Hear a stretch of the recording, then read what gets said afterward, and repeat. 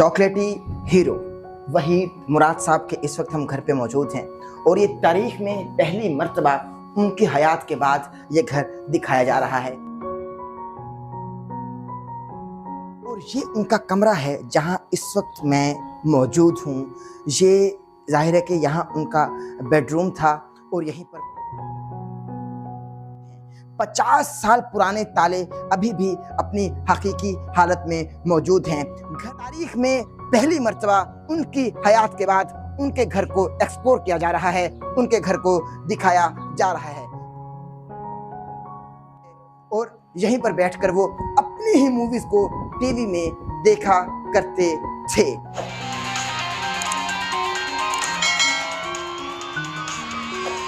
बिस्मिल्लाहिर्रहमानिर्रहीम। अहमद नसीर आपकी खिदमत में हाजिर है। शहर लाहौर गुलबर्ग से फिरदौस मार्केट। और इस वक्त जो घर आप मेरे पीछे देख रहे हैं ये किसी आम शख्सियत का घर नहीं है, ये वहीद मुराद साहब जी, ऑल टाइम लेजेंड, चॉकलेटी अदाकार जिनको कहा जाता था। और वो बालकनी आप इस वक्त मेरे पीछे देख रहे हैं, इस बालकनी में जब वो आकर टहला करते थे और आकर चाय का कप हाथ में थाम कर चुस्कियां भरा करते थे, इस रोड पर चूंकि वो लेडी किलर के नाम से भी औरतों में जाने जाते थे, यहाँ औरतों का एक जमे गफीर होता था और वो उनका एक दीदार करने को तरस जाया करती थी, चूंकि वो अपने दौर के एक बेहतरीन अदाकार, सदाकार, हिदायतकार और बहुत बड़े और अजीम फनकार थे। आज हम आपको पहली बार, चूंकि अगर मैं ये कहूँ तो बिल्कुल दुरुस्त होगा कि आज से पहले आपने उनका घर नहीं देखा होगा, क्योंकि आज हम उनके घर का हर एक कमरा दिखाएंगे और बिल्कुल इस घर के करीब ही एक कब्रिस्तान है जिसको फिरदौस मार्केट का कब्रिस्तान कहा जाता है, वही उनकी आखिरी आरामगाह है, वहां पर भी आपको ले चलेंगे। लेकिन सबसे पहले उनका घर देखेंगे, हमारे साथ आइए।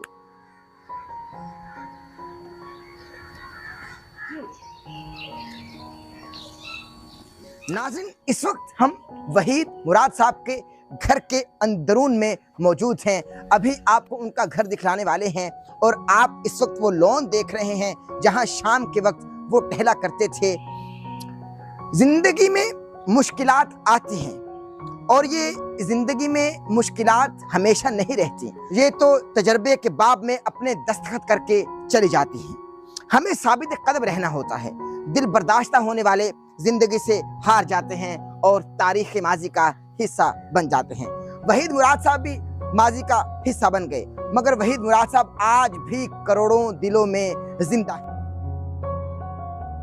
नाज़रीन, उन्होंने फिल्म औलाद से आगाज किया अपने करियर का। उसके बाद 1966 में उन्होंने मूवी अरमान की और शोहरत की बुलंदियों को छू लिया और सर कर लिया, मकबूलियत के झंडे गाड़ दिए। खवातीन में उनको लेडी किलर के नाम से जाना जाता था। एक शख्स बुजुर्ग के पास गया और जाकर कहने लगा कि मैं सुकून चाहता हूं। अब मैं आपको इस जुमले से जोड़ने वाला हूं कि जो वहीद मुराद साहब की जिंदगी में उनके साथ उनके अपनों ने किया, जो बज़ाहिर अपने थे मगर ये सपने थे। बुजुर्ग से वो शख्स कहने लगा कि मैं सुकून चाहता हूं, तो वो बुजुर्ग उस शख्स से फरमाने लगे कि इस जुमले में से मैं निकाल दे, ये तकब्बुर और गुरूर की अलामत है। अब चाहता हूं निकाल दे, ये ख्वाहिशे नफ्स की अलामत है। अब देख, तेरे पास सिर्फ सुकून ही बच गया, तेरे पास सुकून ही है, अब तू सुकून में है।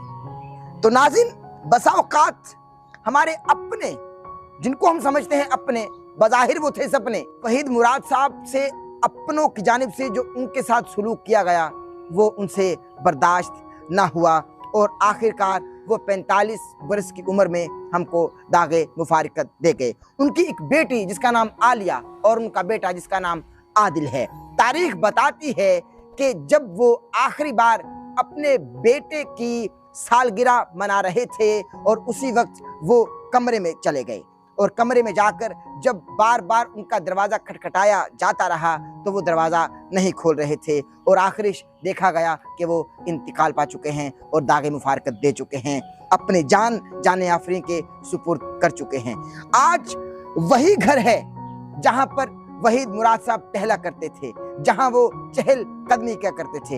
ये वही गैराज है जहां पर वो शाम में बैठा करते थे। माएँ अपने बच्चों के हेयर स्टाइल्स वहीद मुराद की तरह बनाया करती थी कि हमारा बच्चा वहीद मुराद की तरह दिखे। बहुत आला अदाकार, सदाकार, हिदायतकार, आला पाए के फनकार हमें दागे मुफारिकत दे गए। आज हम में बज़ाहिर तो मौजूद नहीं, मगर हमारे दिलों में आज भी उनकी अदाकारी जिंदा है। नाज़रीन, उनके बारे में आपको मजीद बतलाता चलूं कि जब वो आसमान से जमीन पर गिरने लगे, उनसे फिर अपना गिरना बर्दाश्त नहीं हुआ, चूंकि वो उड़ना सीख चुके थे और उड़ने के इतना आदी थे कि वो कमरे में खुद को बंद नहीं देखना चाहते थे, ना खुद कमरे में बंद होना चाहते थे। मगर चूंकि बहुत सारे हिदायतकारों की जानिब से उनको काम नहीं दिया जाता था और उनकी जगह पर मजीद बहुत सारे अदाकारों ने ले ली थी। चूंकि रोमांस की दुनिया में सिर्फ एक ही नाम दिया जाता था, वहीद मुराद चॉकलेटी हीरो।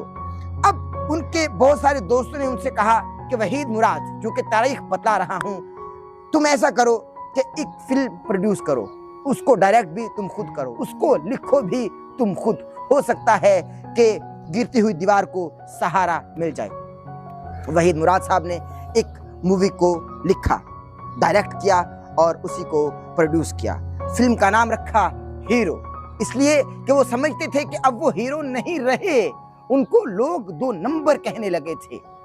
और आज भी तारीख की सितम ज़रीफ़ी है कि तारीख हमको बतलाती है कि या तो उन्होंने खुदकुशी की, या तो वो हार्ट अटैक था, या तो वो कत्ल था। आज भी मुअम्मा सुलझ न सका कि कैसे एक बंद कमरे में हट्टे कट्टे नौजवान की लाश बरामद हो सकती है।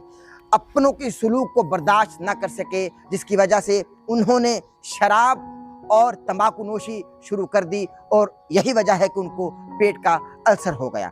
जब उनका एक मुलाजिम जो सवात से कराची आया और वो रिक्शा चलाया करता था नाज़रीन, अब जब वो रिक्शा चलाया करता था तो उनको वहीद मुराद के यहाँ नौकरी मिल गई, काम मिल गया। वो भी अदाकारी से लगाव रखते थे। वहीद मुराद साहब चूंकि जो लोग इस शोबे से वाबस्ता नहीं थे मगर इस शोबे से मोहब्बत रखते थे, उनसे बहुत मोहब्बत किया करते थे। वहीद मुराद साहब ने उनको अपने घर पे पनाह दी और उनको छोटे मोटे स्पोर्टिंग रोल्स देना शुरू कर दिए अपनी ही मूवीज में। मगर फिर एक वक्त आया कि वो अदाकार तो बड़े अदाकार बन गए, मगर वहीद मुराद साहब उनसे अर्ज करने लगे कि मुझे अपनी ही मूवी में काम दे दिया जाए। कैसे तारीख ने पलटा खाया और फिर वहीद मुराद साहब एक दिन हमको दागे मुफारिकत दे गए 45 बरस की उम्र में। नाज़रीन, 45 बरस की उम्र में कराची से जब लाहौर इसी घर में उनकी डेड बॉडी आई तो लोग रो रहे थे, लोग बिलक रहे थे और लोगों का एक जमे गफीर था कि ये एकदम से क्या हो गया।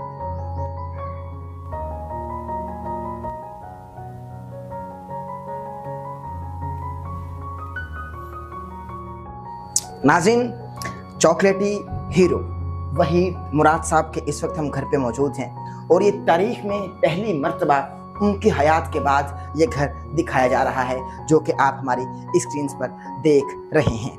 नाज़रीन, ये ऊपर वाला पोर्शन है और ये उनका कमरा है जहां इस वक्त मैं मौजूद हूँ।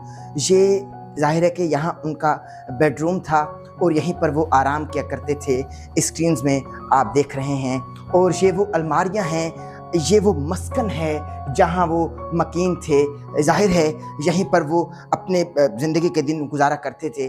अब मैं आपको सबसे बड़ी बात नाज़रीन मोहतरम जो बताने वाला हूँ वो ये है कि इस घर में जो ताले हैं, जो दरवाज़ों की चटखनियाँ हैं, वो अभी भी अपनी असल हालत में मौजूद हैं।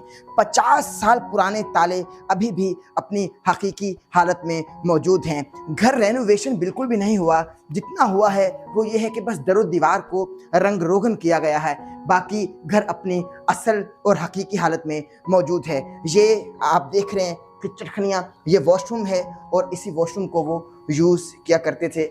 आप स्क्रीन पर इस वक्त देख रहे हैं। अभी हम बालकनी में जाएंगे। जो बालकनी हम आपको नीचे से दिखला रहे थे, आज हम उसी बालकनी में खड़े होने जा रहे हैं जहां वहीद मुराद साहब चॉकलेटी हीरो खड़े होकर लोगों को जाहिर है कि मुखातिब होकर ये कहा करते थे कि मैं चॉकलेटी हीरो हूं, मैं वहीद मुराद हूँ और तमाम खवातीन का यहाँ जम्मे गफीर हुआ करता था जो उनके एक दीदार की मुश्ताक थी और उनकी एक झलक के लिए तड़प जाया करती थी। आप इस वक्त देख रहे हैं कि हम शहर लाहौर गुलबख्श फिरदौस मार्केट में मौजूद हैं। तारीख में पहली मर्तबा उनकी हयात के बाद उनके घर को एक्सप्लोर किया जा रहा है, उनके घर को दिखाया जा रहा है। इसके साथ साथ मैं आपको दिखाता चलूं कि पहले नीचे वाला पोर्शन था, अब ये ऊपर वाला पोर्शन है जहां पर ये गालिबन टीवी लाउंज है और यहीं पर बैठकर वो अपनी ही मूवीज को टीवी में देखा करते थे। इसी के साथ हम अब कब्रिस्तान जाएंगे जो उनकी असल आरामगाह है और हकीकी आरामगाह है और हम तमाम ही को वहीं पर जाना है क्योंकि हम अल्लाह का माल है, हमारे लिए ही है। इन्ना लिल्लाहि व इन्ना इलैहि राजिऊन। हमारे साथ रहिए, अभी मुलाकात।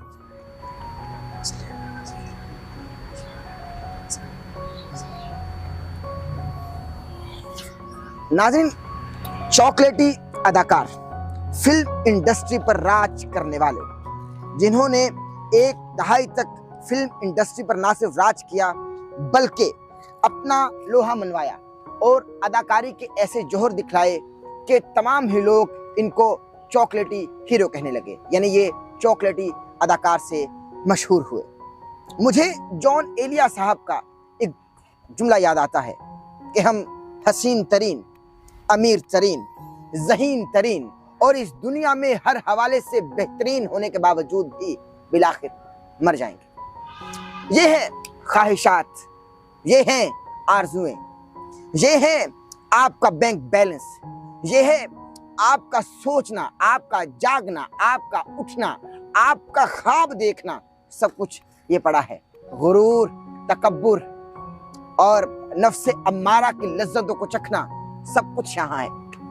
हम लोग क्या क्या सोचते हैं और हमारे साथ क्या हो जाता है। इस वक्त हम वहीद मुराद मरहूम की कब्र पर, उनकी लहद पर, उनकी गौर पर मौजूद हैं जो कि उनकी असल रिहाइशगाह है और आरामगाह है और हकीकी तौर पर यही रिहाइशगाह है।